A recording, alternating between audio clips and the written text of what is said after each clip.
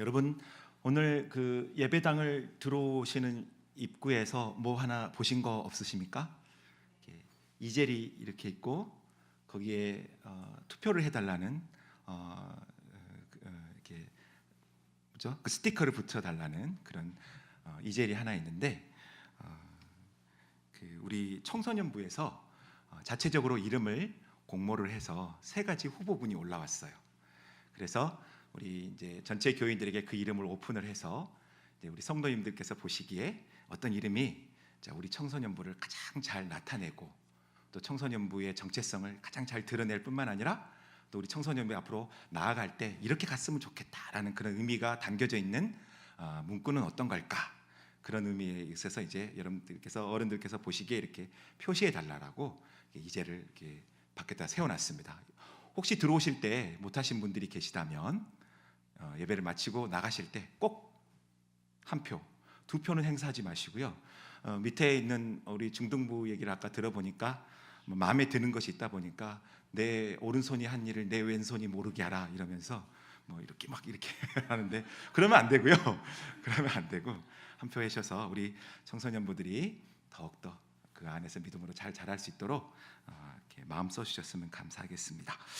제가 설교 서두에 이 얘기를 하는 게 광고를 하려고 하는 게 아니고요. 이렇게 청소년부가 자기들의 정체성을 찾기 위해서 자기들 이름을 세우고 거기에 이제 투표를 하듯이 우리 사람들은 살아가면서 나름대로 우리의 존재에 걸맞는 그런 의미를 찾고 그런 의미를 또 맞는 이름을 찾기 위해서 우리는 서로 노력하고 또 그 의미를 인정받고 싶어 하기도 합니다. 또 우리가 살아가면서 우리의 존재의 의미의 일부를 나타내는 우리의 이름들이 우리에 참 많이 있습니다. 엄마, 아빠도 그렇고요. 선생님, 또 할아버지, 할머니, 장로님, 그리고 제게는 슈렉이라는 이름도 주어져 있습니다.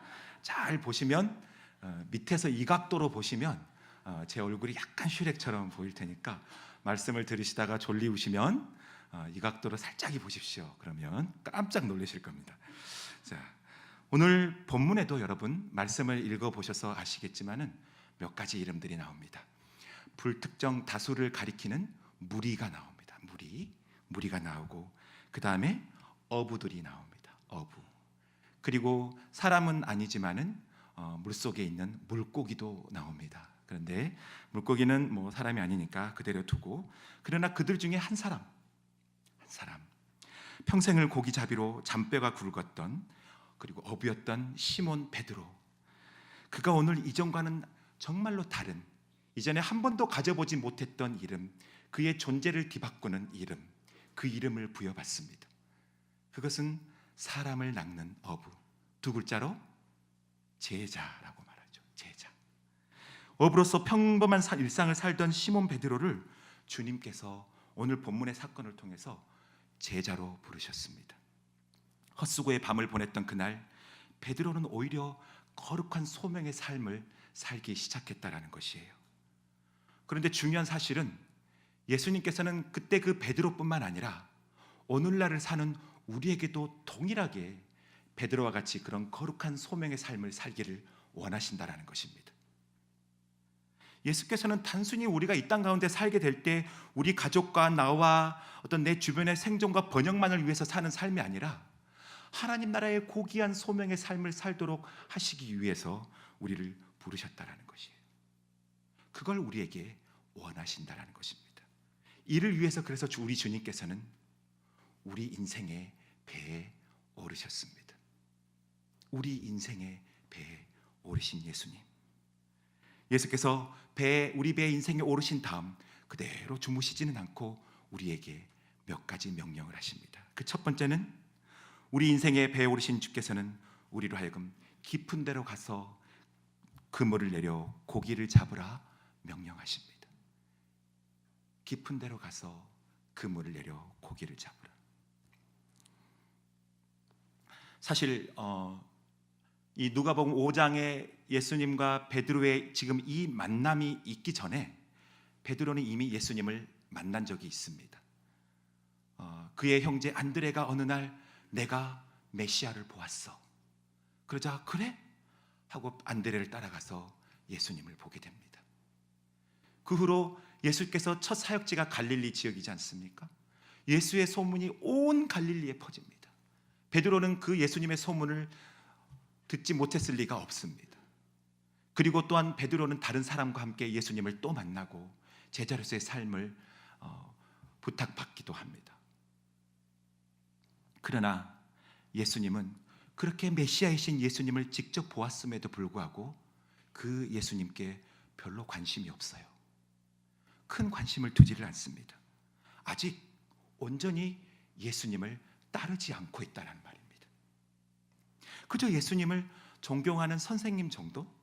그 정도로 알고 자기의 생애를 뒤로 하고 온전히 자기를 의탁할 만큼 그 정도의 주님도 아니고 그 정도의 믿음도 아니었던 것입니다. 그저 자기의 가족의 생존과 번영을 위해서 살기에도 너무 분주하고 바쁘고 어려웠던 것이에요. 그래서 그는 그날 밤 열심히 일했어요. 가족을 위해서, 또 자기의 꿈을 위해서. 그러나 그날 밤은 한 마리도 잡지를 못했습니다. 그렇게 헛수고의 밤을 보냈지만 베드로는 그대로 잠들 수가 없었어요. 왜? 이미 날은 밝았지만은 또 다음에 고기를 잡으러 가야 되기 때문에 그물을 물에 씻고 또 그물을 깁고 있어요. 저는 섬에서 태어나서 자랐기 때문에 이 그물을 씻고 그물을 깁는 모습을 어렸을 때부터 아주 자주 봤습니다. 저희 아버지께서 그물을 이제 이렇게 바다에서 고기를 하고 이게 하는데 고기가 좀 많이 잡히면 기분이라도 좋은데 고기가 안 잡히고 뭐가 많이 그물에 걸리죠? 해초류가 그렇게 많이 걸려요. 그리고 뻘이 막 묻어 있고 그러면 그거 씻어내고 그 해초류를 뜯어내고 그리고 전혀 상품 가치가 없는 이상한 것들이 그물에 걸리면 그거 뜯어내느라고 그물을 때로는 잘라서 수선을 해야 될 때도 있습니다. 그 일이 쉬운 일은 아니에요. 그러나 베드로는 다음에 또 일을 위해서 그물을 씻고 있습니다. 이때 예수님께서 게네사렛 호숫가, 다시 말해서 갈릴리 바다에서 하나님의 말씀을 무리에게 증거하고 계십니다. 그러다가 예수님께서는 한 곳에 시선을 두죠. 배가 두 척이 있는 것을 봅니다. 우리 주의 말씀을 보면 예수께서 배가 두 척이 있는 것을 보시니, 그리고 다음에 그 배 두 척 중에 한 배를 보셨는데 그 배가 시몬의 배더라는 거죠. 그 배에 올라가셨습니다. 예수님께서 베드로의 배에 올라가신 것은 그냥 가까이 있기 때문이 아니고 다분히 의도를 가지고 올라가신 것이죠. 사실 예수님께서 이 땅에 행하신 모든 행보는 그냥 우연히 이루어진 게 하나도 없습니다. 나중에 보면 예수께서 삭개오를 만나기 위해서 여리고를 지나가는데 그냥 지나가는 게 아니죠.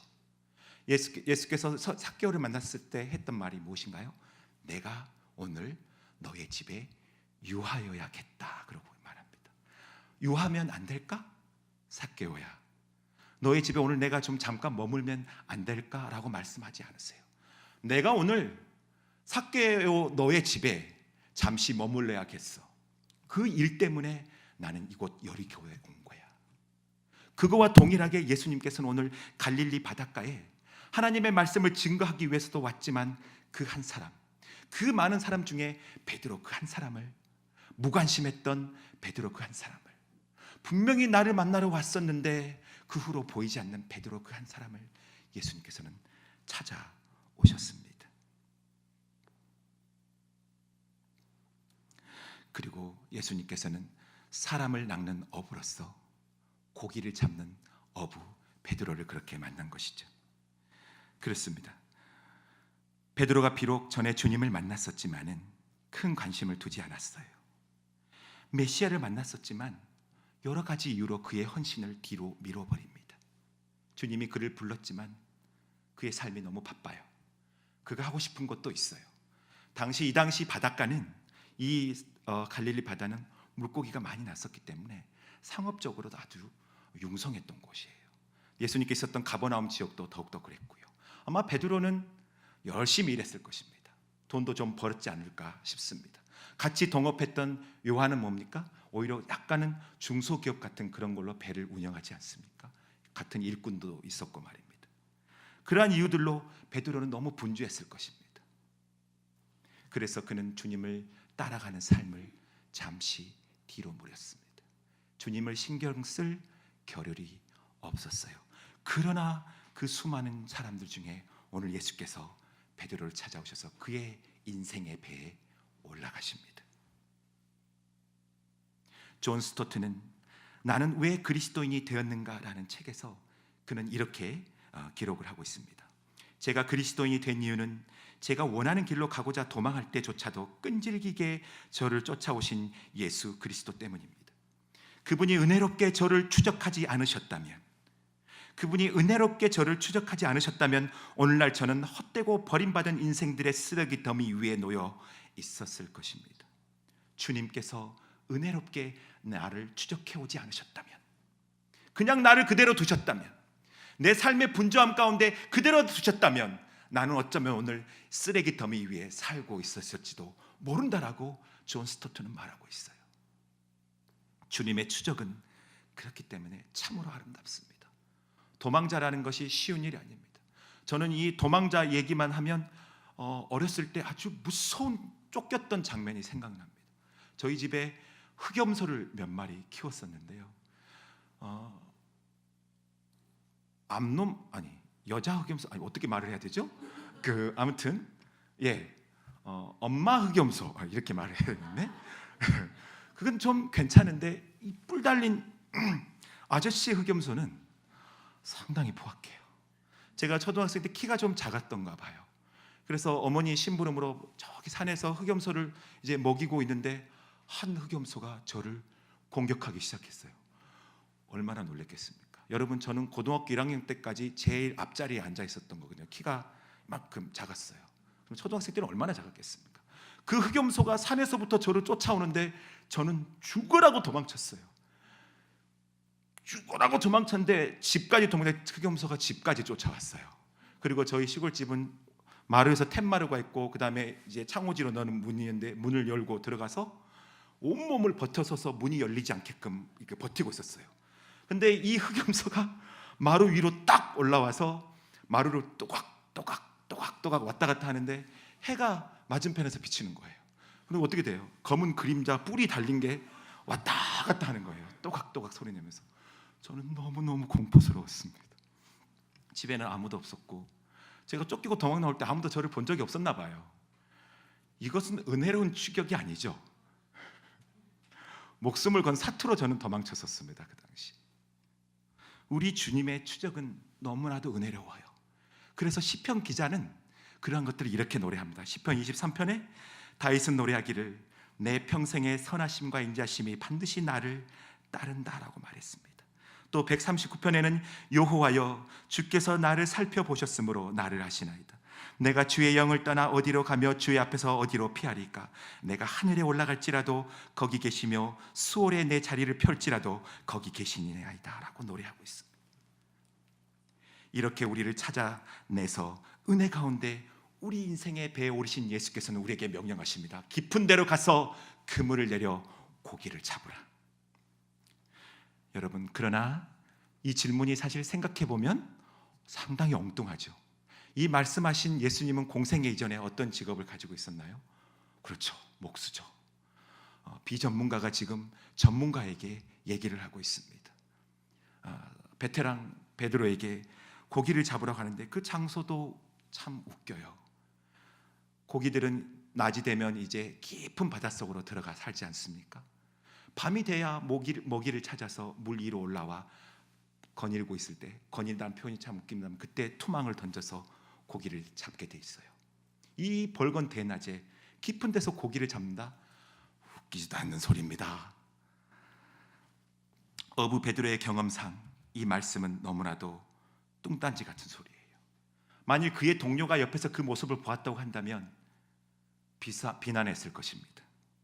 그렇게 우리 생각과 맞지 않다고 우리들은 가끔 우리는 다 해보았다고, 그것은 틀리다고, 내 경험상 그것은 있을 수 없는 일이다라고 우리는 그렇게 때때로 주님의 말씀을 뒤로 미룰 때가 있습니다.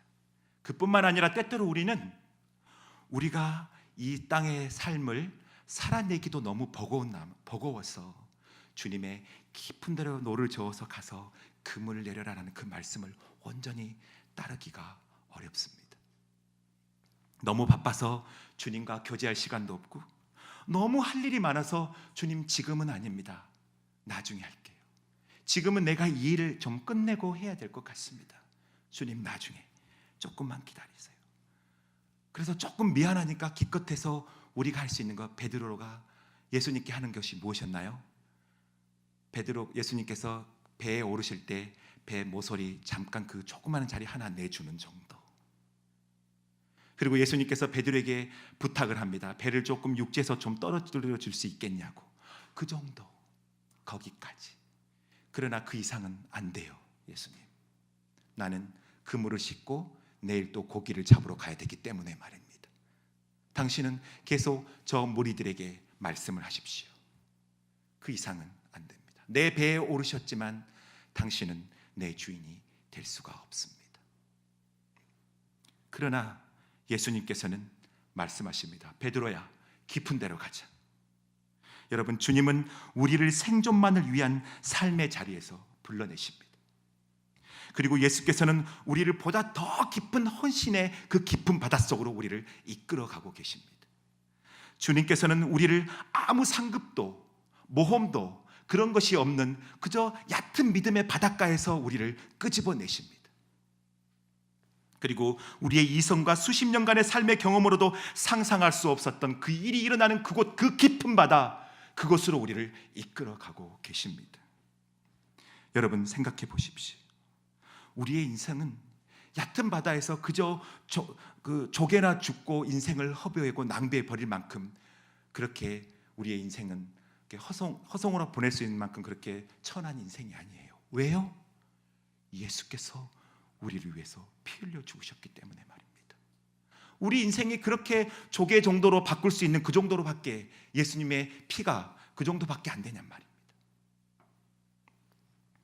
우리 각자의 인생의 고유한 계획을 가지고 계신 주께서 우리를 더 깊은 곳, 그리고 지금까지와는 차원이 다른 고귀한 하나님의 그 소명의 삶으로 우리를 끌고 가십니다.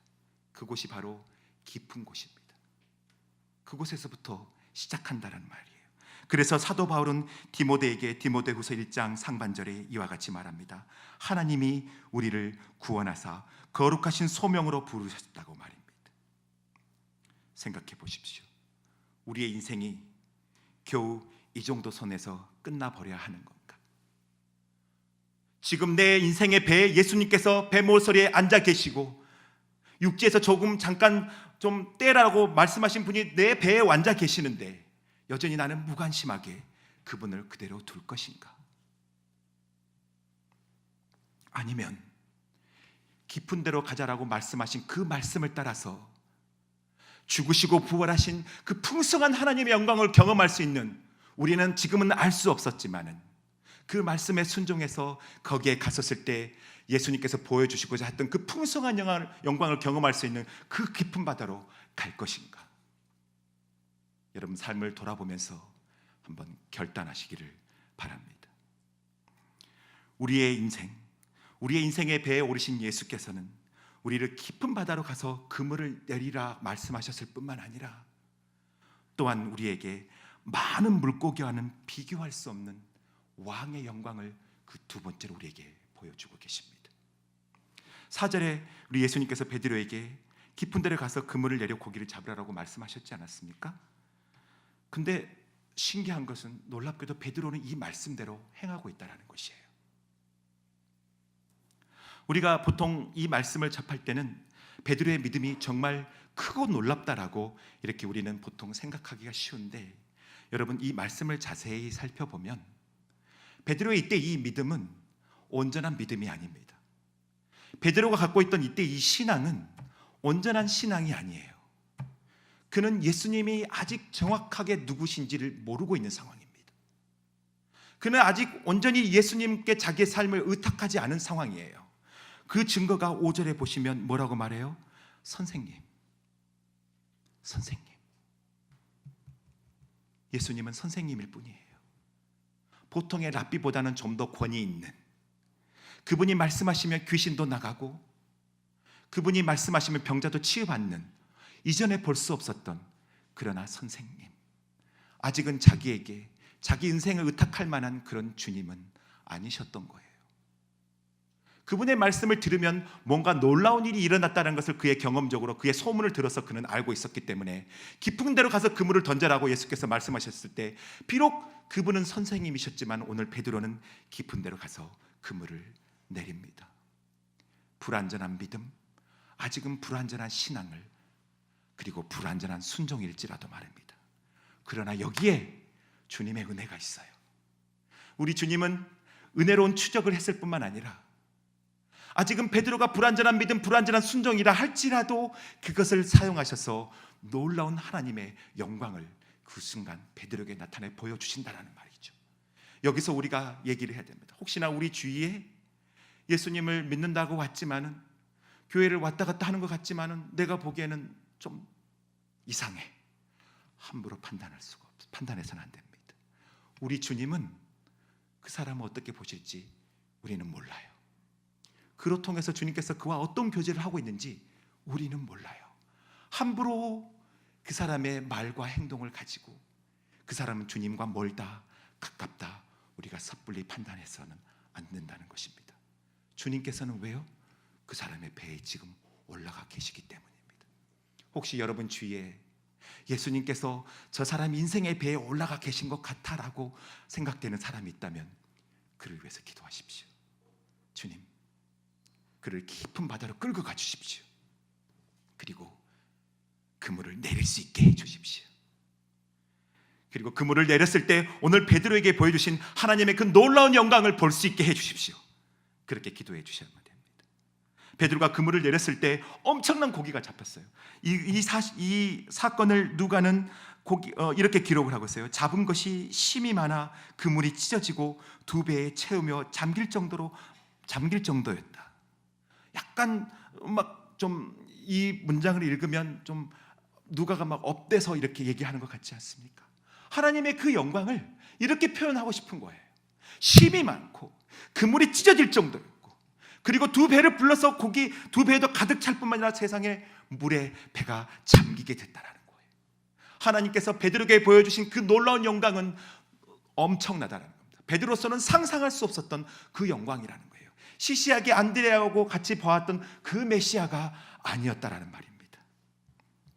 이 사건을 통해서 베드로는 두 가지의 인식이 바뀝니다. 그 첫째는 예수님이 누구신가를 알게 되는 것이죠.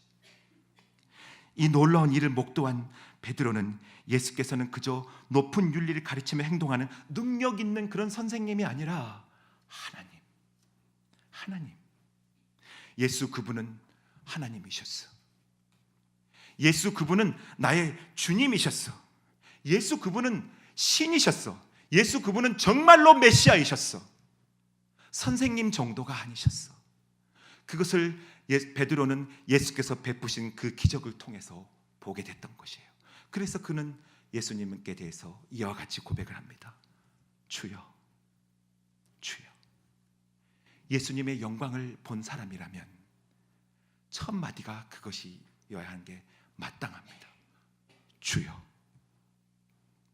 그리고 이제 베드로는 그 주님을 발견했을 때, 그 주님을 알아보았을 때, 성령께서 그 주님을 보게 해주셨을 때 베드로는 그때야 비로소 자기의 실존을 보게 됐습니다. 하나님 앞에서 자기가 어떤 존재인지를 말입니다.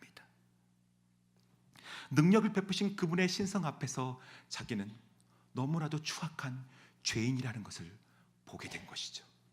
그래서 주님 앞에서 그가 했던 고백은 무엇입니까? 주여, 나를 떠나소서, 나는 죄인이로소이다. 무릎을 꿇고 엎드려서 말입니다. 사실 저도 그랬습니다. 저도 예수님을 만난 게 교회 갈 때부터 예수님을 만났던 건 아닙니다. 어린 나이였었지만은 고등학교 1학년 입학할 즈음 아직 개학을 하기 2월 달에 친구의 전도를 받아서 처음 교회를 갔었죠. 거기 가서 예배를 드립니다. 2월 8일 날짜를 기억합니다. 그날 교회를 가서 예배를 드렸지만은 아직 저는 예수님이 누군지 몰랐습니다. 가서 신나게 예배를 드려서 친구들도 많았고, 그 시골에서 뭐 할 수 있는 게 뭐가 있습니까? 사실 저는 조그마한 시골에서도 교회가 어디 있는지 모를 정도로 교회에 대해서 관심이 없었어요. 교회가 사실 큰 창고 뒤에 있었기 때문에 보이지를 않았죠. 그렇지만 종소리는 어디서 들려오지만은 그게 어디 있는지 전혀 관심을 두지 않았습니다. 저는 제 혼자도 잘 지냈기 때문에 잘 놀았어요. 염소랑 놀고 그랬었으니까. 그래서 교회를 갔는데 친구들이 반겨해요. 하지만 저는 예수님을 믿지 않았습니다. 한 달, 두 달, 석 달, 6개월 동안 열심히 교회 다니고 교회 청소도 하고 친구들과 같이 밥도 먹고 했었지만 예수님은 누군지 몰랐습니다. 그때까지 저는 그리스도인이 아니었었습니다. 그러나 그해 여름 고등부 수련회 때 하나님의 말씀으로 통해서 저는 예수, 그분이 주님이시구나, 나는 주님 앞에 죄인이구나, 그것을 알게 돼서 통곡했죠.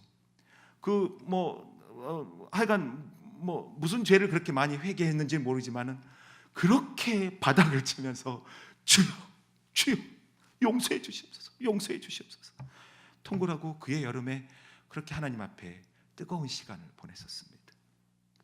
그리고 하나님의 말씀을 보니까 사실 구원받기 전에는 그 6개월 동안에는 주의 말씀을 펼쳐보니까 어디가 눈에 띄었느냐, 마태복음 5장부터 있는 산상수훈이 눈에 띄었어요. 보니까 여기에도 삼강오륜이 있구나, 이렇게 생각을 했습니다.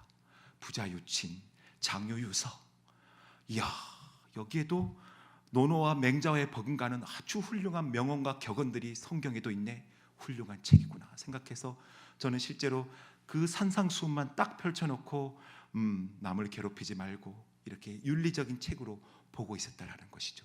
전혀 그 말씀이 주님의 말씀이라고 생각하지 않았던 것이었습니다. 하지만 예수님을 구주로 영접한 그 순간 이것은 천국 백성이 마땅히 보여줘야 되는 하나님 나라의 삶이었다는 걸 알고 기도할 수밖에 없었었죠. 예수님을 구주로 고백한 그 순간 내 인생의 주인이, 베드로의 인생의 주인이 예수님으로 바뀐 그 순간이었던 것입니다. 그렇습니다. 그리스도인이란 거부할 수 없는 예수님의 영광, 그 신성 앞에서 예수님을 주로 고백하고 자신이 주님 앞에 죄인임을 고백하는 사람을 말합니다. 우리는 누구든지 어떤 사람이든지 아무리 연구를 해도 하나님 앞에 자신을 비추기 전까지는 우리 인간들은 자신의 실존을 온전히 볼 수가 없습니다. 하나님 앞에 서기 전에는 누구도 자신이 죄인임을 온전히 알 수가 없다라는 것입니다. 아무리 연구를 해도 말입니다. 반대로 하나님의 그 거룩하신 영광 앞에 선 자는 이런 고백을 할 수밖에 없었습니다. 이사야서 6장 5절에 보면 화로다 나여 망하게 되었다다, 나는 입술이 부정한 사람이요 나는 입술이 부정한 백성 중에 거주하면서 만군의 여호와이신 왕을 배웠음이로다. 욥도 고백합니다. 욥기 42장 6절에 티끌과 재 가운데서 회개하나이다. 믿음의 조상 아브라함도 고백합니다. 주여 티끌과 같은 나 티끌과 같은 나. 여러분은 예수님을 만났던 그 순간 어땠습니까? 그리고 지금은 어떻습니까? 여러분은 예수님을 만나셨다면 어떻게 만나셨습니까? 예수님을 만난 그 순간, 그리고 지금도 예수님은 나의 주, 나의 하나님, my teacher가 아니고 my master가 아니라 my lord, 나의 하나님이라고 그렇게 고백하셨는지, 혹시나 우리 중에 아직 예수님이 나의 주님, 내 인생의 배의 주인이라고 아직 고백되지 않고 계신 분이 계시다면 그분을 위해서 기도합니다. 오늘 베드로에게 보여주신 그 놀라운 하나님의 영광을 믿으십시오. 그리고 고백해 보십시오. 예수님은 나의 주, 나의 하나님이십니다. 주여, 나는 주님 앞에 죄인입니다. 이런 고백이 없이 우리가 만일 10년, 20년을 다닌다 한들 우리는 어쩌면 주님과 상관없는 사람일지도 모릅니다. 그리스도인이 아닌 것이죠. 이것은 타협할 수 없는 하나님의 진리입니다. 그냥 인정봐줘서 괜찮습니다라고 말할 수 있는 부분이 아닙니다. 이 세상에 있는 사람은 누구나가 다 예수님은 나의 주님이다, 나는 주님 앞에 죄인입니다라는 고백을 해야만 하는 것입니다. 그래야 하나님의 백성으로서 살 수가 있는 것입니다. 혹시 여러분 주위에 그런 고백으로 갈등을 하고 계신 분이 있다고 한다면 그를 위해서 기도해 주시기를 바랍니다. 이 세상은 세상 종교와 관용을 미덕으로 하는 이 다원주의 사회에서는 사실 하나님의 절대 진리를 믿지 않습니다. 오히려 네 말도 맞고 내 말도 맞고 우리 말도 다 맞아 라는 그런 상대주의적 가치관이 지배를 하죠. 그래서 예수님은 위대한 성자 중에 한 사람일 뿐이고 세상을 좀 놀래켰던 그런 작은 혁명가 정도뿐이라고 세상은 말합니다마는, 그러나 예수 생명의 도를 믿어 순종하는 우리 신앙의 고백은 분명합니다. 예수는 우리 왕, 그리고 그분 앞에 나는 죄인. 그렇기 때문에 여러분, 이 신앙을 가진 우리는 마지막으로 우리를 제자로 부르시는 왕의 부르심 앞에 우리는 모든 것을 버려두고 기꺼이 따를 수 있습니다. 우리 인생에 배어 오르시고 그분의 영광을 우리에게 보여주신 예수께서는 우리에게 제자로서의 삶을 말씀하고 계십니다. 나를 따르라고 말입니다. 이것은 그냥 부탁이 아니에요. 이것은 그냥 청유하는 것이 아니에요. 우리 이 말씀에 보면 예수님께서 3절에 베드로에게 바다에 육지에서 배를 조금 떼달라고 부탁을 합니다. 그러나 예수님을 구주로 영접한 그 사람에게, 그 순간 베드로에게는 예수님께서는 부탁하지 않습니다. 나를 따르라. 왕으로서 명령을 하고 계신단 말입니다.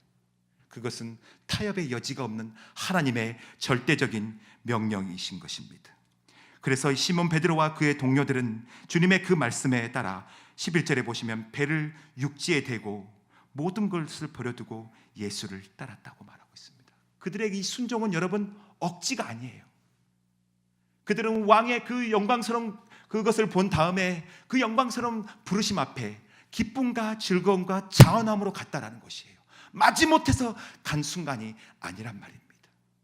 아마도 여러분 다들 그런 경험을 가지고 계실 것입니다. 예수를 처음 만나서 기쁨과 그런 환희의 순간이 있었지 않았겠습니까? 저 역시도 그런 때가 있었습니다. 늘 그때를 마치 예루살렘 성이 그래서 아름다운 시절을 보냈던 것처럼 그때를 추억하고 늘 하나님 앞에서 그런 모습을 그리고 있습니다. 예수님을 처음 구주로 영접했던 그 순간 얼마나 기쁘고 좋았던지, 이제 하나님의 말씀을 읽어야 되는데, 또 제가 사는 이 시골은 그 당시에 보일러가 없었어요. 보일러가 없어서 장작을 패야 했습니다. 제가 그래서 고등학생 때 이제 산에 가서 톱질을 해서 나무를 이만큼 이제 잘라 와서 집에서 이제 겨울에 장작을 패는데 말씀이 너무 읽고 싶은 거예요.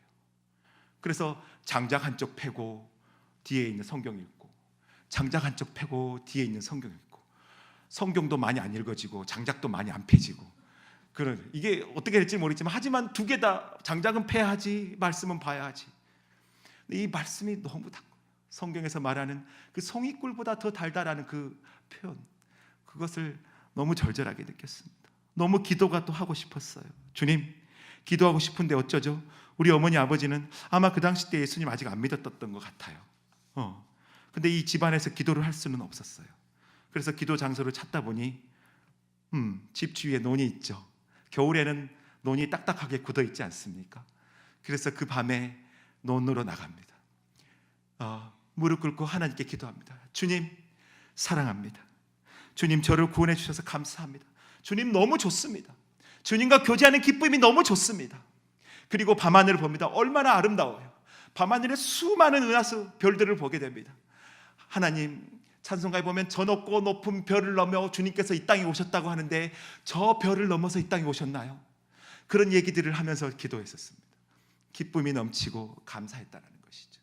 주님의 부르심, 주님께서 우리에게 보여주신 그 영광, 예수께서 우리를 위해서 죽으신 그 지극한 사랑, 그것은요, 우리가 주님께서 우리를 부르셨을 때 마지못하게 나가는 것이 아니라 우리로 하여금 모든 것을 버려두고 나가게 하는 원동력이 된다는 것입니다. 그렇기 때문에 여러분들 혹시나 예수를 오래 믿고 계셔서 매너리즘에 빠져 계신 분이 계신가요? 우리가 회복해야 될 것이 있다고 한다면 바로 주님의 그때 그 부르심, 여호와를 경외하는 그 마음인 것입니다.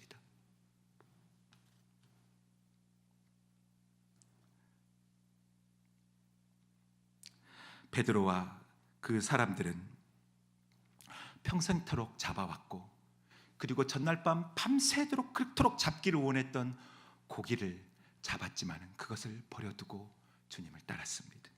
왕의 부르심에 그들이 버린 것은 그물과 고기였지만 그들이 온 삶 가운데 얻은 것은 예수 그리스도이었습니다. 여러분은 어떻습니까? 여러분들은 예수님을 맞이하는 그 순간 여러분들은 어떤 것을 버리고 주님을 따르고 계십니까? 그리고 지금은 어떻습니까? 여러분 이 인생 가운데 예수님을 구주로 영접하고 우리가 이 주님의 제자의 삶으로 헌신한다라는 것은 사실 혁명입니다. 혁명. 그냥 밋밋한 삶이 아니에요. 베드로가 이전에 경험해봤던 삶을 이제부터 시작하게 된다는 것이죠. 베드로가 이 배에서 이제 내리게 된다면 그 이전에는 그가 배에서 내리다 할지라도 여전히 어부로서 그 다음날 또 고기잡이를 나가는 그런 어부로서의 발을 디뎠지만 이제 베드로는 이 배에서 내리면 이제는 더 이상 어부가 아니라 사람을 낚는 어부, 하나님의 그 거룩한 고귀한 소명의 삶을 따라가는 그 어부로서의 첫 발을 내딛게 된단 말입니다. 그의 삶이 바뀐 혁명이 일어났다는 것입니다. 인생의 목적과 삶의 방향이 완전히 바뀝니다. 삶의 모든 영역이 바뀌어요. 사람과의 관계, 직업, 돈, 결혼, 자녀 양육, 말, 먹는 것, 보는 것, 만지는 것, 우리의 시간 쓰는 것. 먹는 것은 좀 어렵습니다. 제가 먹는 걸 너무 좋아하기 때문에 말입니다. 그럼에도 불구하고 먹는 것도 주님 앞에 드려져야 되는 부분. 사실 예수를 믿고 저희가 제 삶을 돌아봤을 때 무엇이 제일 먼저 바뀌었는가 했을 때 저는 말이 제일 먼저 바뀌었습니다. 말이 제일 먼저 바뀌었습니다. 저는 제 고향이 남쪽 전라남도 고흥입니다. 여러분 그 당시 예수를 믿기 전에 저희가 썼던 말은 3마디 중에 2마디가 욕이었습니다. 그래서 누구에게 말을 하면 관계 대명사와 접속사와 부사가 다 이제 말을 한 다음에 명사가 나오기 시작했죠. 그래서 그 마치 여러분 그 기억하시죠? 영화 황산벌을 보시면 신라군과 백제군이 싸움을 합니다. 처음에는 그냥 치고받고 하지 않고 신경전을 하죠. 그래서 신라군이 먼저 와서 선제 공격을 합니다. 나름 그 지방의 거친 말들로 백제군들을 막 이렇게 도모하죠. 백제군들이 힘들어해요. 그때 백제군들의 영웅이 나타납니다. 제 고향 사람들, 고흥, 보성, 벌교 사람들이 나타나서 신라 사람들을 초토화시켜버립니다. 입에 주워 담지 못할 엄청난 욕들, 관계대명사, 부사, 명사, 접속사 할 거 없이 욕들로 이렇게 기선제압을 해버리고, 저는 그 영화를 보면서 통역이 필요가 없었습니다. 근데 저희 아내는 여기 용인 사람이에요. 저희 아내랑 그 영화를 봤을 때는 아내는 거의 못 알아듣겠다고 얘기를 하더라고요. 그래서 제가 유튜브에서 자막을 구해다 줬습니다. 한국말 자막이에요. 욕을 한국말로 써놓은 게 있어요. 그제서야 저희 아내는 드디어 무슨 말인지 알겠다라고 얘기를 하더라고요. 저는 정말로 사나운 말을 했었어요. 예수를 믿기 전에. 그러나 성경을 봤을 때 성경에 너희가 무슨 무익한 말을 한다 할지라도 그날의 심판을 받으리라는 그 주의 말씀을 본 순간 하나님 앞에 주여 나 말 고치고 싶습니다. 도와주십시오. 그로부터 한 달 동안을 기도를 했죠. 그리고 한 달쯤 되었을까요? 정말로 제 입술에서 욕이 사라졌어요. 저는 하나님 그분을 만난 그 순간 제 말을, 이전에 사용했던 말을 사용할 수가 없었습니다. 예수님을 만난다라는 것, 예수님을 왕으로 모신다라는 것, 그것은 우리 인생 전체가 바뀌는 것입니다. 우리 모든 것이 바뀐다라는 것이. 그렇기 때문에 여러분, 오늘 이 말씀을 통해서 여러분의 자신을 한번 점검해 보셨으면 좋겠습니다. 여러분들은 지금 어디에 와 있는지, 나는 어떻게 그리스도인이 되었으며 나는 어떻게 그리스도인의 삶으로서 지금 살고 있는가. 우리가 알고 있듯이 여러분 베드로의 삶의 여정을 잘 알고 있습니다. 오늘 이 순간 베드로는 정말 예수님을 구주로 영접한 그 환희 가운데 주님의 부르심에 온전히 순종해서 나아갑니다. 그렇지만은 예수님께서 십자가에 달리시기 전에 심판을 받고 있을 때 한 여종이 베드로에게 와서 묻습니다. 너도 예수님의 제자지? 너도 예수님의 제자지? 그럴 때 베드로가 했던 말은 무엇입니까? 아니, 나는 그 사람 몰라요. 자기 입으로 예수님을 구주라고 고백했던 그 입술로 예수님을 이렇게 표현합니다. 나는 그 사람 몰라요. 성령을 받은 후 사도로서 하나님의 복음을 증거하고 수많은 사람들에게 전도를 했던 그 베드로가 어느 날 이방인들과 잠깐 교제하다가 유대인들이 나타나자 벌떡 일어나서 뒷문으로 도망가 버리고 맙니다. 그런 약한 믿음을, 약한 생각을 여전히 갖고 있다는 것이죠. 그것을 안 바울에게 베드로는 엄청 깨지고 말죠. 여러분, 예수를 주로 고백했다 할지라도 우리 평생의 삶 가운데 그 고백이 지속적으로 유지돼야 되는 게 우리의 숙제인 것입니다. 그 시작은 당연히 예수님은 나의 주, 나의 하나님이시다라고 고백해야 될 뿐만 아니라 그 고백이 예수님을 만나는 그날까지 지속적으로 이루어져 나아가만 된다는 것입니다. 그러나 그게 쉽지를 않다라는 것이에요. 베드로를 보아서도 그렇습니다. 아니, 멀리 볼 필요가 없죠. 우리가 서로 말하진 않고 있지만 여러분들의 어제, 그제, 그저께 삶을 한번 되돌아보십시오. 주님의 그 영광스러운 부르심 앞에 우리가 예수님을 구주로 영접하고 주님을 찬양하고 나아갔지만 우리는 어느 순간 내가 제자인가라는 그런 갈등 속에 빠질 때가 한두 번이 아니라는 것이죠. 그렇기 때문에 여러분, 은혜인 것입니다. 은혜인 것입니다. 예수께서 우리의 삶에, 우리 인생의 배에 찾아오신 것도 은혜예요. 우리는 무관심했지만은 우리 인생의 배에 올라오신 것도 은혜예요. 마치 무례한 듯 보이는 그 예수님이지만 말입니다. 아닙니다. 은혜였습니다. 우리로 하여금 깊은 바다로 가자라고 우리에게 초청하신 것도 은혜예요. 그리고 하나님의 그 놀라운 영광을 우리에게 보여주신 것도 은혜예요. 그리고 우리를 예수님의 제자로 불러주신 것도 은혜입니다. 우리가 가지고 있는 그 어떤 것으로가 아니죠. 배운 것으로도 아니고 어떤 직업적으로도 아니고 돈으로도 아니고 힘으로도 아닌 것입니다. 오직 그분의 은혜 때문입니다. 그렇기 때문에 인생의 이제 말년, 이제 그의 사역을 다 내려놓아야 될 때가 됐을 노 사도 바울이 그의 아들과 같은 디모데에게 이렇게 말을 하지 않습니까? 하나님이 우리를 구원하사 거룩하신 소명으로 부르심은 우리의 행위대로 하심이 아니요 오직 자기의 뜻과 영원 전부터 그리스도 예수 안에서 우리에게 주신 은혜대로 하심이라. 할렐루야. 그분의 은혜 때문입니다. 그분의 은혜 때문에 우리가 오늘도 살 수 있고 그분의 은혜 때문에 우리가 앞으로도 예수님의 제자로서의 삶을 지속해 나갈 수가 있을 것입니다. 그렇기 때문에 오늘 다시금 결단하십시오. 혹시나 여러분 마음 가운데 아직 내가 예수님 구주로 영접하지 못한 분이라면 이 시간 주님께 간구하십시오. 혹시나 여러분 마음 가운데 내가 예수님의 그 순수한 부르심에 순종했었지만은 어느 순간 내 삶의 분주한 삶 가운데 다시금 예수님의 부르심을 뒤로 밀어버리고 좀 나중에 주님라고 이렇게 한 사람이 있다면 결단하십시오. 온전히 그 부르심 가운데 나아가십시오.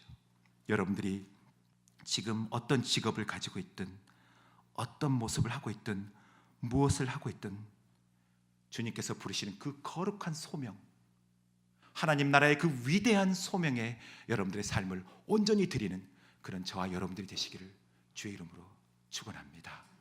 이 시간 우리 기도하겠습니다. 하나님 아버지, 주님의 은혜 때문에 우리가 산다라는 걸 주의 말씀으로 통해서 우리가 알게 됐습니다. 우리는 몰랐었지만 주님의 은혜 때문에 우리가 주님을 만났고 주님의 은혜 때문에 우리가 주님의 제자가 되었고 주님의 은혜 때문에 그리고 오늘을 살고 이제 주님의 은혜 때문에 머지않아 오실 주님을 우리가 만나 영원히 주님과 함께 살게 될 것임을 믿습니다. 그렇기 때문에 하나님, 오늘을 사는 우리가 주님의 그 영광스러운 부르심 앞에 온전히 믿음으로 순종하여 하나님의 그 거룩하신 소명의 삶에 우리의 삶을 드릴 수 있게 우리를 붙들어 주시옵소서. 하나님, 우리 가운데 아직도 예수님을 구주와 주님으로 영접하지 못하고 갈등하고 있는 영혼이 있다면 긍휼히 여겨주사 하나님 그 인생의 배에 오르셔서 그 영혼을 만져주시고 하나님의 그 거룩하신 영광을 보여주사 그가 예수님이 나의 주님이시구나, 나는 주님 앞에 죄인이구나 라는 것을 보게 하여 주사 하나님의 제자로서의 삶을, 그 첫발을, 그 거룩한 소명의 삶을 시작할 수 있도록 그 은혜를 베풀어 주시옵소서. 우리 구주 예수님의 이름으로 기도드립니다. 네. 이제는 우리를 죄 가운데서 구원하신 예수 그리스도의 은혜와 우리를 먼저 사랑하사 한없는 은혜로 우리를 돌보시는 하나님의 놀라우신 사랑과 우리 안에 거주하셔서 주님 오시는 그날까지 영원히 우리가 주님을 예배할 수 있도록, 그리고 하나님의 그 거룩하신 소명의 삶에 온전히 헌신하기를 다짐하는 만방생 목장교회와 성도들과 그 가정 가운데 늘 함께 하시기를 우리 주 예수 그리스도의 이름으로 축원하옵나이다.